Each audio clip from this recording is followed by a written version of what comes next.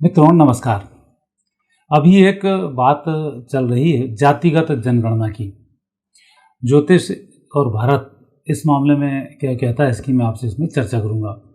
पहले तो मैं कुछ ऐसे व्यूज़ आपको बताऊंगा कि जिसके कारण कि ये जो बात उठी है ये बहुत बेहतर नहीं है, क्योंकि एक आत्मघाती कदम है जो ठीक संकेत नहीं देता है। क्योंकि पहले ही इस देश में बहुत सारे विभाजन देखे हैं और अब एक नई रेखा और खींचने जा रही हैं, इनमें जातिगत जनगणनाएं होंगी। ये हिंदुओं को तोड़ने की तरफ एक नया कदम फिर बढ़ रहा है। कांग्रेस ने क्या की, कांग्रेस भी यही चाहती थी कि जातिगत रूप से भारत को तोड़ दिया जाए और मुस्लिम वोट हमें इकट्ठे मिलेंगे और बाकी के कुछ सवर्णों के आधे आधे हो जाते हैं, बाकी के कुछ गद्दारी कर जाते हैं और हम चुनाव जीत जाते हैं। और ऐसा करते उन्होंने लंबे समय तक शासन भी कर डाला। अब चूंकि लोग धीमे धीमे जब पढ़ना शुरू हुए और कुछ लोगों को समझ में आना शुरू हुई, जब समझदारी जागृत हुई, तब फिर स्थिति हुई कि कांग्रेस को लोग समझ पाए और अब लोग कांग्रेस के विरोध में आ रहे हैं। जातिगत जनगणना के पीछे तो कांग्रेस का सीधा सीधा सिद्धांत है कि वो मुस्लिमों को मूल धारा में लाना चाहते हैं, क्योंकि भारत पाकिस्तान का जो विभाजन हुआ है वो धर्म के आधार पर विभाजन हुआ है। जितने मुस्लिम भारत में थे उस समय में उतने मुस्लिमों की बराबर की जमीन, उतना पैसा, सब कुछ देकर पाकिस्तान को बनाया था। मतलब यदि यहाँ के मुसलमान बोलने का हमारा हक यहाँ पर है तो यहाँ नहीं है, इनका हक पाकिस्तान में ही है जो पूरा उन्होंने दिया है। वो तो एक कहावत होती है ना, घर में कहीं कोई विभाजन हो वो दादाजी को लग जाए कि अरे यार बेटा तू आता रहे, लड़के के लड़के हैं, नाती पोते हैं, उनका आते जाते बने रहो। तो भारत में फिर ऐसा ही हुआ है कि महात्मा गांधी जैसे लोग पैदा हो गए और उन्होंने कहा कि नहीं अब तुम आ रहे हो तो बच्चे आने दो। और वही बच्चे जब दादाजी के घर में आना शुरू कर दें और वापस बोलें दादाजी से मेरा हक इस घर में, तो दादाजी में दम तो थी नहीं, उन्होंने सर्वमान्य नेता बनने के चक्कर में पड़ रहे। उनका ठीक है पहला हक तुम्हारा रहेगा।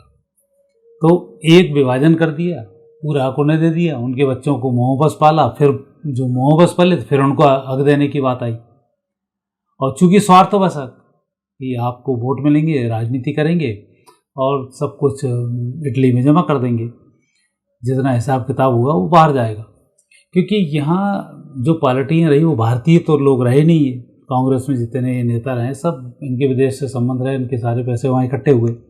बाहर की बहू को तो मान्यता दे दी गई, इटली से एक मैडम आई उनको मान्यता मिल गई, लेकिन वहीं सुभाष चंद्र बोस की पत्नी के लिए जवाहरलाल नेहरू ने भारत की मान्यता भारत में आने तक पे प्रतिबंध लगाया हुआ था। यदि आपको इतिहास पढ़ोगे आपको बड़ा बुरा लगेगा कि जो एक सुभाष चंद्र बोस जिसने इस देश को स्वतंत्र कराने में एक बड़ी भूमिका निभाई, उसकी पत्नी भारत नहीं आ पाई।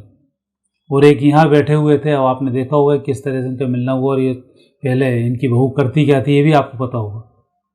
और उसको लाके बैठा देना और उसको प्रधानमंत्री तक के पावर में पहुंचा देना, ये जो हिसाब किताब हुआ है ये अंग्रेजों के कहने पे हुआ है, बहुत अच्छी स्थिति नहीं है। तो उनकी जातिगत जनगणना का मतलब ये है कि भारत की जितनी जाति हैं हिंदुओं को भिन्न भिन्न जातियों में तोड़ दो, आरक्षण दुनिया भर के लागू कर दो और जितना पैसा सब में बांट दो।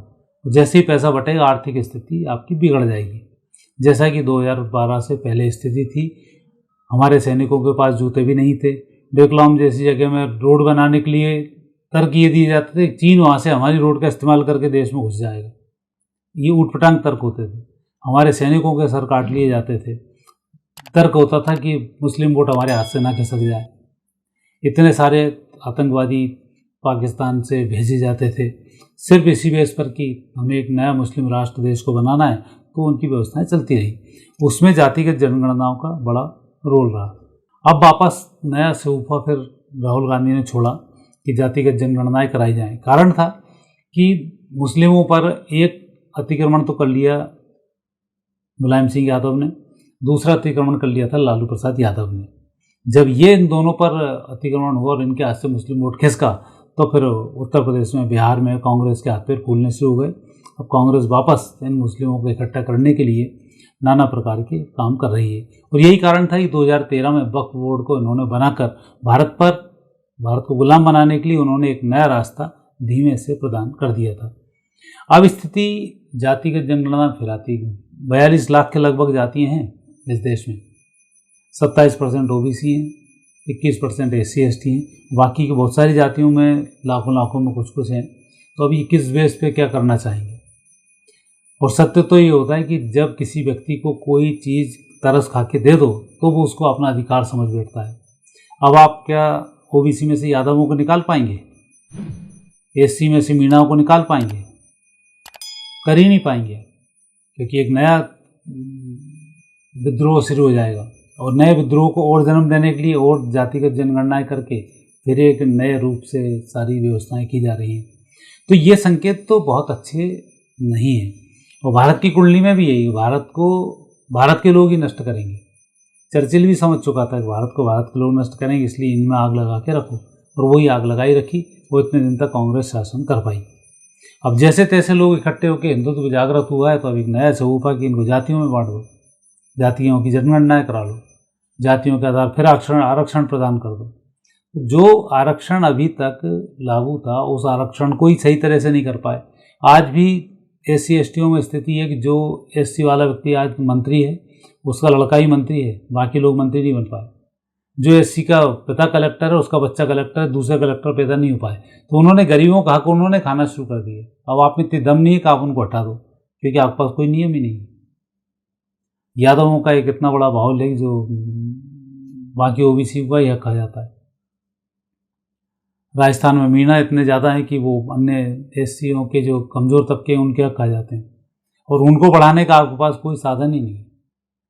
तो ऐसे अब नई चीज़ों में आप फंसते जा रहे हो। ये स्थिति यहाँ पर क्लियर दिखती है, क्योंकि भारत को जातियों से ही तोड़ा गया और जातियों से ही भारत का जो सबसे बड़ा आंदोलन हुआ है, इस भारत को इस मामले में आडवाणी जी का बहुत धन्यवाद करना चाहिए कि जब राजीव गांधी प्रधानमंत्री थे उसके बाद इस देश में हिंदुओं को एकत्रित करने के लिए राम मंदिर की जो मुहिम चलाई गई उससे हिंदू एकत्रित हुआ, और आज बीजेपी की सरकार इस देश में विराजमान है। और फिर तोड़ के अपने आप को नष्ट करने की ओर जो आगे बढ़ रहे हैं, ये संकेत बहुत बेहतर नहीं है। हालांकि भारत की कुंडली में जो ग्रह योग हैं वो बड़े जबरदस्त हैं। सबसे बड़ा कारण तो ये कि अब भारत विश्व विजय करने वाला है और इन जातिगत जनगणनाओं का कुछ भी होने वाला नहीं है। ये सब इनकी रखी रह जाएंगी, फालतू का पैसा खर्च होगा और लिख के रखेंगे, और ये इसको ओपन भी नहीं कर पाएंगे तब तक कि भारत और दुनिया विश्व युद्ध के मुहाने पर खड़ी है, तो वो विश्व युद्ध में एंट्री कर जाएगी। और विश्व युद्ध के बाद जो दुर्गति होनी शुरू होगी पूरी दुनिया की, जहाँ लोग दमादम मरना शुरू होंगे, तो जातिवादियों का तो सामान्य यही काम खत्म हो जाएगा। सिर्फ एक जाति बचेगी, मानवता। तो एक धर्म बचेगा, सनातन, दूसरा धर्म रहेगा यहूदी, बाकी के तो भगवान ही मालिक है कि ये कहाँ जाएंगे, क्योंकि सब संप्रदायों की अब कोई वैल्यू बची नहीं है। तो इस प्रकार की जनगणनाएं आप खरा भले ही लें, लेकिन भारत की कुंडली संकेत देती है कि ये जनगणना सिर्फ कागज़ों के ऊपर ही लपेट कर रख ली जाएगी, इसका ये कुछ कर नहीं पाएंगे, क्योंकि अब समय है सनातन की जागृति का। भगवत सत्ताएं जागृत हो चुकी है, और भगवत सत्ताएं जाति वाति कुछ नहीं मानती, वहाँ मानवता चलती है, कोई जाति वहाँ नहीं होती है। भगवत सत्ता जब जहाँ प्रवेश करती है तो वहाँ ज्ञान, वैराग्य, भक्ति ये सब जागृत हो जाती है, कर्म जागृत हो जाता है। और जब ये चीज़ें जागृत होती हैं तो जातियाँ खत्म हो जाती हैं। आज हम जातियों को जाति के रूप में मानते हैं, ये ओबीसी, एससी, एसटी, ये ऐसा, जबकि वेद हमारा जातियों के रूप में थोड़ी मानता है। वेद तीनों को तीन भाई, चार भाई के रूप में मानता है कि जो व्यक्ति दिमाग से तेज है, सब लोगों को जागृत कर रहा है, प्रकृति के बारे में समझा रहा है, पुरुष के बारे में समझा रहा है, भगवान के बारे में समझा रहा है, वो ब्राह्मण है। अर्थात पढ़े लिखे लड़के का नाम है ब्राह्मण। दूसरा है जो बलशाली है, सुरक्षाएं करना जानता है, समृद्ध है, तो वो दूसरा जो व्यक्ति बलशाली है, बलशाली होने के कारण सबकी सुरक्षा कर सकता है, परिवार की सुरक्षा कर सकता है, उस दूसरे लड़के का नाम है क्षत्रिय। तीसरा लड़का है जो व्यापार व्यवसाय करना जानता है, काम कैसे करना है, कैसे करवाना है, सामान कैसे लाना है, कैसे लोगों की मदद करनी है, कैसे लोगों को सुख पहुंचाना है, ये कार्य जो कर सकता है वो है, उसका नाम है बनिया। एक जो बच्चा है जो मानसिक रूप से बहुत ज़्यादा समृद्ध नहीं है, ज़्यादा कुछ शरीर से बलिष्ठ है, उतना दिमाग उसका चलता नहीं है, तो वो दूसरे लोगों की सेवाएं कर रहा है, जो सेवा कर रहा है उसका नाम है शूद्र।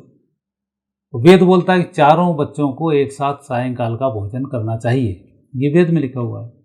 अब यहाँ कहाँ जाति घुस गई, कहाँ भेदभाव घुस गया, कहाँ छुआछूत घुस गई, ये सब बाद में मुस्लिमों के द्वारा, मुगलों के द्वारा, अंग्रेजों के द्वारा एंट्री कराई गई है। बचा खुचा जब इनकी सत्ताएं रहीं तब फिर नेगेटिव स्थिति बना दी गई। जो बड़े पदों पर विराजमान थे उनसे छोटे पदों वाले लोगों को पर अत्याचार कराए गए, छोटे लोगों को मार ठोक ज़्यादा मचाई गई, नाना प्रकार की यातनाएं दी गई। ये सब यातनाएं किसने दी? अंग्रेजों ने दी। ये सब यातनाएं किसने दी? मुगलों ने दी। पर दिलवाई किससे? जो उनके यहाँ पर सिपह सलाहकार हुआ करते। तो बदनाम कौन हुए? सिपह सलाहकार जो हिंदू थे बदनाम हुए। खुद ने करवाया वो बदनाम नहीं हुए। और आज एक वैमनस्यता हमारे सामने इतने बड़े रूप में आ रही है। और यही अब 2000 के बाद 1999 के बाद ये वैमनस्यता अब धीमे धीमे ख़त्म होना शुरू हुई। अभी नए शगुफे फिर छोड़ दिए, फिर इस पर सरकार तैयार हो गई। सरकार तैयार हुई और ठीक है, ये उनका एक राजनीतिक मुद्दा हो सकता है, लेकिन भारत की जो कुंडली है उस कुंडली में अभी सितंबर तक चंद्रमा चल रहा है और सितंबर तक ये स्थिति मजबूत रहेगी। और सितंबर के बाद जैसे ही मंगल की महादशा प्रारंभ होगी, मारकाट मचना शुरू होंगी, झगड़े शुरू होंगे, तब ये जो जनगणना का शगुफा सरकार ने छोड़ा है ये पोर्टली में बंद होकर रह जाएगा। कुल मिलाकर ये इनकी जो जातिगत जनगणना है ये फाइलों में बंद होने वाली है 2026 के बाद। रिजल्ट भर आए तो आए, ना आए तो ना आए। आने वाले समय में नई सत्ताएं होंगी, नए लोग होंगे और नई व्यवस्थाएं होंगी। यहाँ जातिवादी का आगे कोई महत्व नहीं होगा। जिसके अंदर प्रेम, करुणा और दया और क्षमा, शांति होगी, वही इस देश पर या इस देश में जिंदा रहने के काबिल बचेगा, नहीं तो जिंदा भी नहीं रह पाएगा। तो आने वाला समय बहुत टफ है।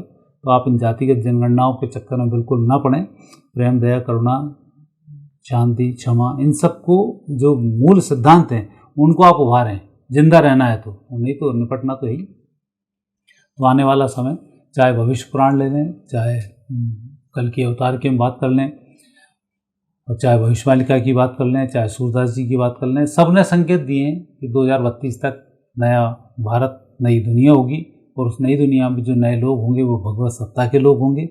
बाकी के कलुषित मानसिकता के विध्वंस करने वाले ये समस्त लोग मारे जाएंगे, कोई यहाँ पर बचने वाला नहीं है। तो मित्रों, आप तो इन चक्कर में नहीं पड़ना, सिर्फ भगवान की प्रार्थना करें और जितने अच्छे गुण आपके अंदर आ सकें उन गुणों को लेने का प्रयास करें। वो बाकी का योग संयोग बहुत बेहतर नहीं है। जातिवादियों में बंटने के स्थान पर आप सनातन में ही बने रहें, सनातन की ही जय बोलें, सनातन ही आखिरी में बचेगा। जातिवादी वाले जितने भी हैं आग लगाओ सब नष्ट होने वाले हैं। वहाँ कोई दिक्कत अच्छे व्यक्ति को नहीं आने वाली है। तो जिसके अंदर जरा सा ही पाप भरा है वो व्यक्ति बचने वाला नहीं है। तो ये ग्रह योग बताते हैं भारत की कुंडली के, विश्व की कुंडली के। उसकी मैंने आपसे आज चर्चा की। आगे फिर नए विषय के साथ आपसे भेंट होगी। नमस्कार।